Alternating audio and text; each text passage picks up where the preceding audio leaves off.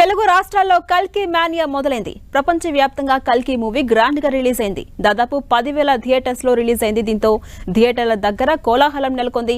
Prabhas fans అయితే ఊగిపోతున్నారు, రచ్చరచ్చ చేస్తున్నారు, బాణసంచా పేల్చి సంబరాలు చేసుకుంటున్నారు. ప్రభాస్ భారీ కటౌట్లను ఏర్పాటు చేశారు అభిమానులు.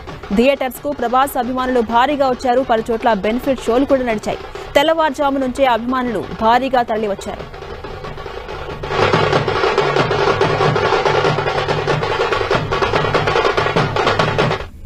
ఇక మరిన్ని వివరాలు మా ప్రతినిధి విజయవాడ నుంచి తిరుమలరావు అందిస్తారు.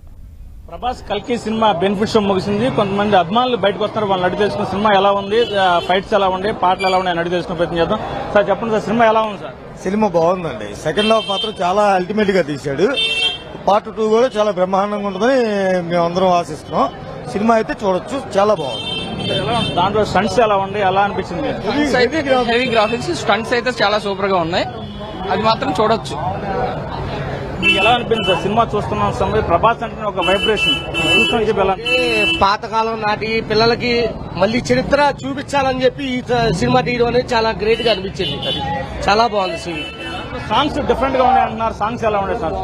చాలా బాగున్నాయి. సాంగ్స్ డిఫరెంట్ గా ఉంది. కానీ ఏదైనా కానీ పాతకాలం మన పిల్లలకి భవిష్యత్తుగా పాత రోజులు పాత ఇదిగా చూపించాలని చెప్పి తీయడం అనేది చాలా బాగుంది. చాలా బాగుంది. ప్రభాస్ సినిమా చూసి కొంతమంది బయటకు వస్తున్నారు. వాళ్ళు అడిగి తెలుసుకునే ప్రయత్నం చేద్దాం. ఎలా ఉంది సినిమా? ఎలా ఉంది? చాలా బాగుందండి. చాలా ఎక్స్పెక్ట్ చేసిన దానికన్నా చాలా బాగుంది సినిమా. The best.